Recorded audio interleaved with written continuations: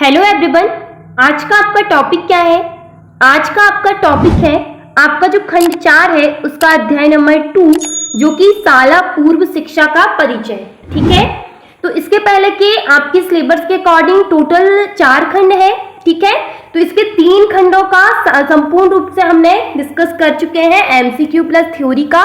तो आपके मैथमेटिक्स के जो चैप्टर बचे हैं तो मैथमेटिक्स की क्लास हम अलग से लेंगे। ठीक है, तो देखिए इसके पहले कि अगर आपने जो चैप्टर्स है अगर उन्हें ना देखे हो तो आप प्लेलिस्ट ओपन कर सकते हैं और चैनल पर जाकर प्लेलिस्ट ओपन करके सारे वीडियो को कवर कर सकते हैं। ठीक है, तो देखिए आज हम जो अध्याय 2 है शाला पूर्व शिक्षा का परिचय उसके बारे में डिस्कस करने वाले हैं।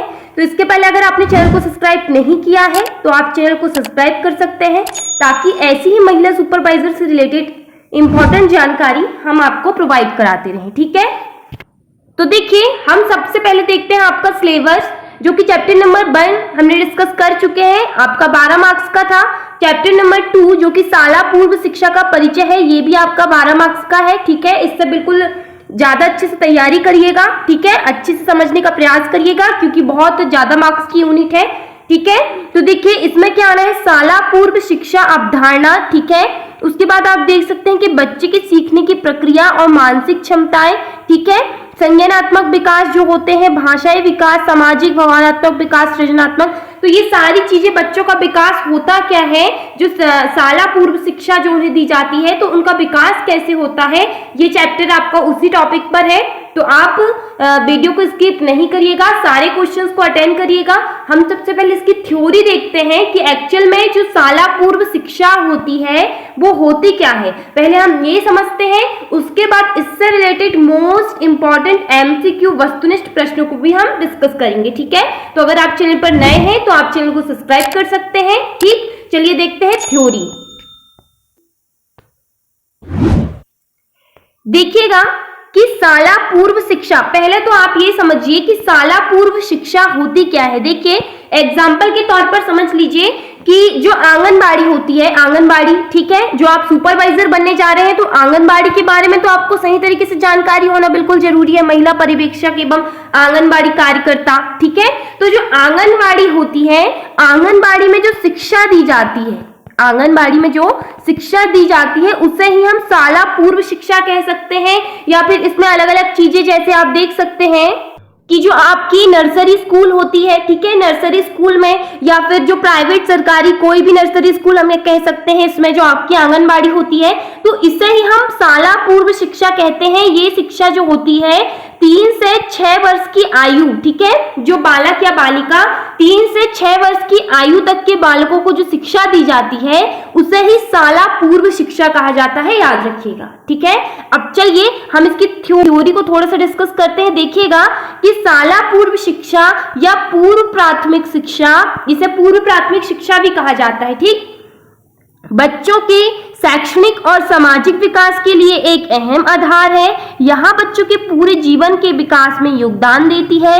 शाला पूर्व शिक्षा के जरिए बच्चों में पढ़ने की रुचि बढ़ती है और उन्हें प्राथमिक स्कूल जाने के लिए तैयार किया जाता है। ठीक है, आप यहाँ पर ये इमेज पर देख सकते हैं कि जो बालक होते हैं 3 से 6 वर्ष की आयु के जो बालक होते हैं उन्हें संपूर्ण रूप से जो प्राथमिक शिक्षा होती है या जिसे हम कहते हैं शाला पूर्व शिक्षा तो वो दी जाती है। ठीक है, तो इसमें क्या होता है कि बच्चों को पूरे जीवन के विकास के लिए योगदान देती है। ठीक है, साथ ही स्कूल की संरचना समुदाय के रूप में जहां भी बच्चे सीख सके उन्हें प्रोत्साहित किया जाता है।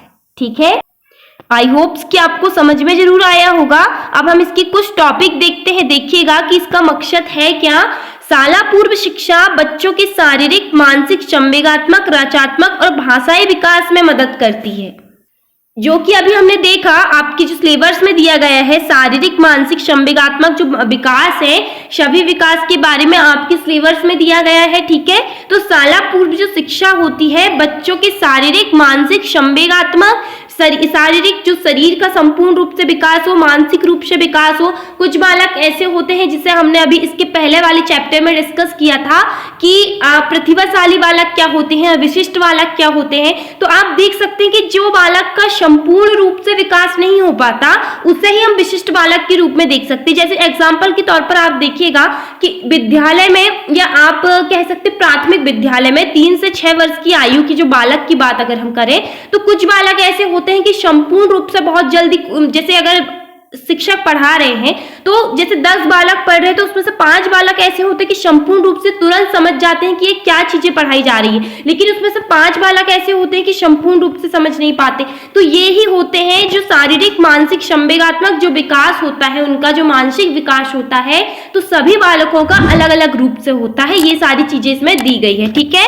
अब देखिएगा, यहाँ शिक्षा बच्चों में अच्छी आदतें और नैतिक मूल्य विकसित करती है। शाला पूर्व शिक्षा में बच्चों को पढ़ने, लिखने, बोलने, सुनने कौशल विकसित किए जाते हैं। यहाँ शिक्षा बच्चों में आत्मविश्वास और सुरक्षा की भावना पैदा करती है। शाला पूर्व शिक्षा में बच्चों को रोचक मनोरंजक गतिविधि कराई जाती है। कैसी रोचक मनोरंजक गतिविधियां कराई जाती है? अब क्या आ सकती है गतिविधियों के तौर पर कि किसी भी तरह के खेल जो कराए जाते हैं विद्यालय पे, जो प्राथमिक शिक्षा दी जाती है, आंगनवाड़ी के तौर पर आप देख सकते हैं कि वहां पर बहुत सारी चीजें होती है कि बच्चे खेल के हिसाब से खेल के साथ साथ में किसी चीज को सीख सके, ठीक है। तो ये होता है क्या? मनोरंजक गतिविधियां, ठीक है।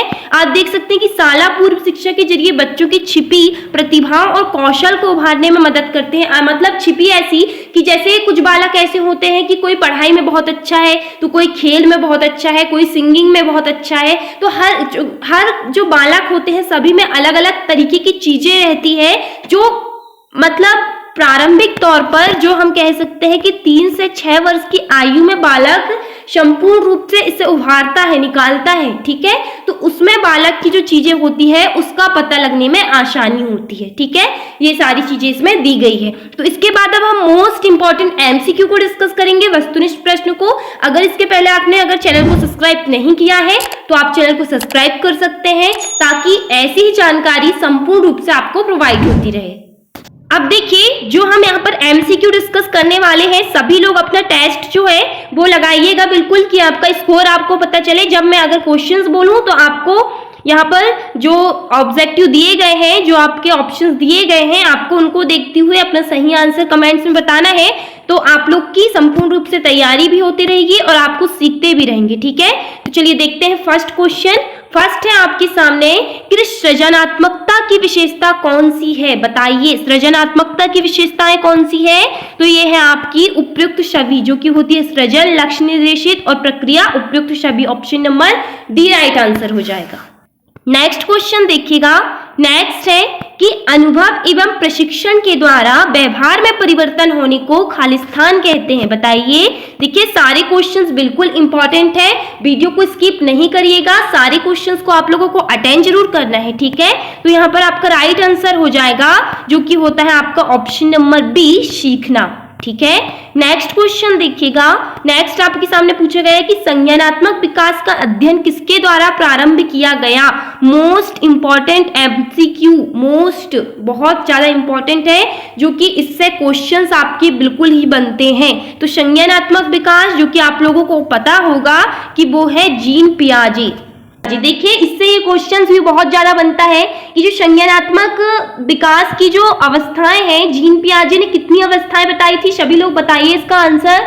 तो चार अवस्थाएं उन्होंने बताई थी, जो कि थी संवेदीगामक अवस्था, पूर्व सक्रियात्मक अवस्था, मूर्त सक्रियात्मक अवस्था और अमूर्त अवस्था, ठीक है। तो ये 4 अवस्थाएं बताई गई थी। इससे भी क्वेश्चन ज्यादातर बनते हैं, तो इन्हें भी आप लोग याद में रखिएगा, ठीक है। नेक्स्ट क्वेश्चन देख लीजिए। नेक्स्ट पूछा गया है कि बालक को सीखने की प्रक्रिया को प्रभावित करने वाले तत्व कौन से हैं? बताइए कि बालक सीखता है तो कौन कौन सी चीज उसे प्रभावित करती है? तो ये हो जाएगा आपका ऑप्शन नंबर डी, उपयुक्त छवि। आप देख सकते हैं कि प्रेरणा कैसे कि बालक को जितनी ज्यादा हो सके अच्छी चीजों का अध्ययन कराना, ठीक है। पुरस्कार कैसे कि अगर बालक किसी भी चीज में पार्टिसिपेट करता है, एग्जाम्पल के तौर पर किसी खेल पर अगर उन्होंने पार्टिसिपेट करा है और अगर उन्हें पुरस्कार दिया जाता है तो बालक खुश हो जाता है, ठीक है। तो ये सारी चीजें प्रशंसा, उन्हें उस चीज से प्रशंसा मिलती है, ठीक। तो इसका उपयुक्त सभी राइट आंसर हो जाएगा। नेक्स्ट क्वेश्चन देख लीजिए कि पूर्व शाला शिक्षा के जन्मदाता कौन है, बताइए। वेरी मोस्ट इंपॉर्टेंट क्वेश्चन है जो आप पढ़ रहे हो, जो आपका टॉपिक है, जो कि पूर्व शाला शिक्षा, प्राथमिक जो शिक्षा है वो ही, इसके जो जन्मदाता कौन है ये आपको सबसे पहले पता होना चाहिए, क्योंकि इससे 12 मार्क्स का टोटल पूछा जाना है। ये क्वेश्चंस आने की बिल्कुल ज्यादा संभावना है। तो बताइए, सभी लोग आंसर दीजिए।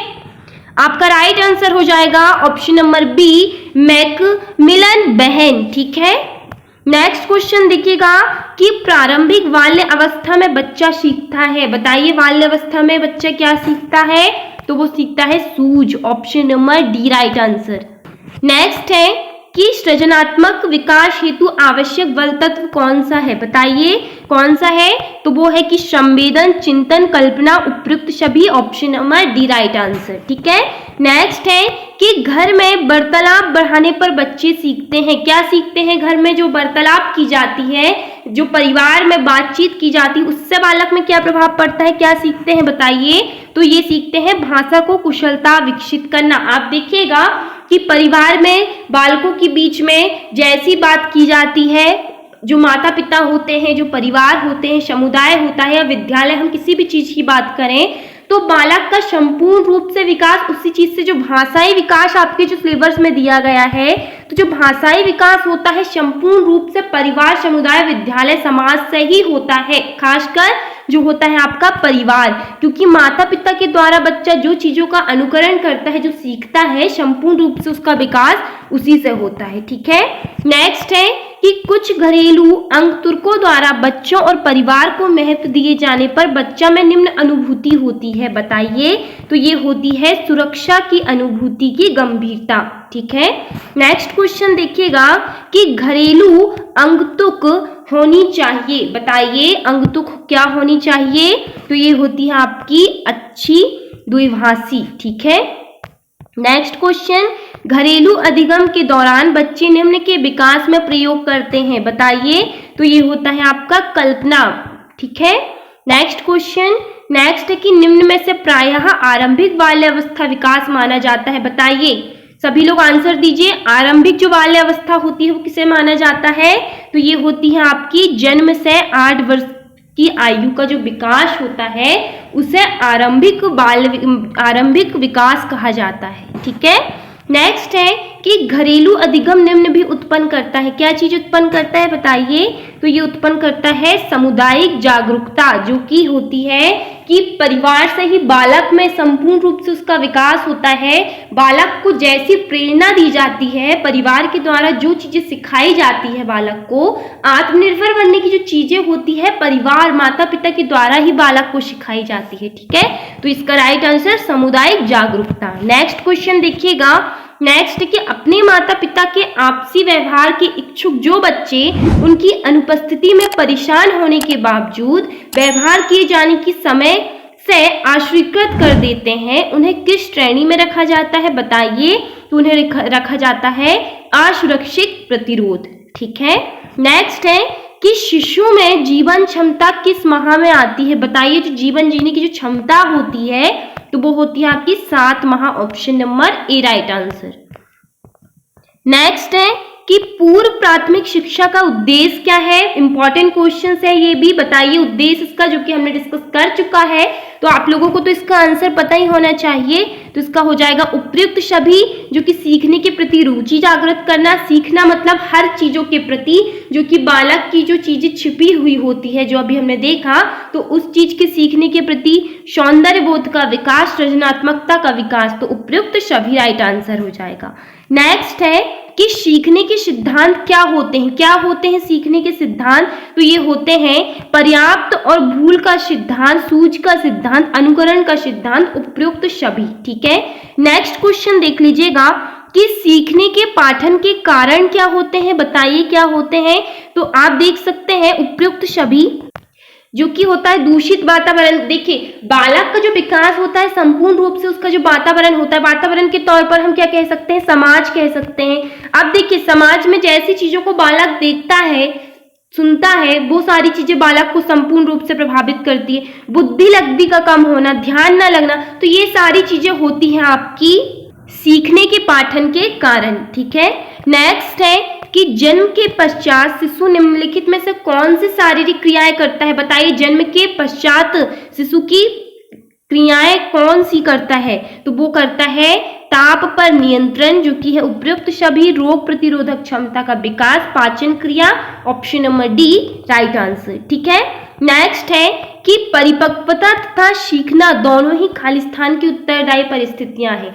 सभी लोग आंसर दीजिए, आप लोग कमेंट्स में अपना आंसर जरूर दिया कीजिए, क्योंकि आप लोगों की प्रिपरेशन संपूर्ण रूप से होती है। ठीक है, वीडियो को स्किप नहीं करिएगा, सारे क्वेश्चंस इंपॉर्टेंट दिए जाते हैं आपको, इसलिए ध्यान से समझने का प्रयास कीजिएगा।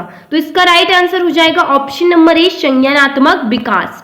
तो ये रहे आपके टोटल क्वेश्चंस जो कि हमने डिस्कस किए। तो अगर आपको वीडियो पसंद आया हो तो आप चैनल से जुड़ सकते हैं, हमें सब्सक्राइब कर सकते हैं, ताकि महिला सुपरवाइजर से रिलेटेड सारी वीडियो आपको संपूर्ण रूप से प्रोवाइड होती रहे। Thank you.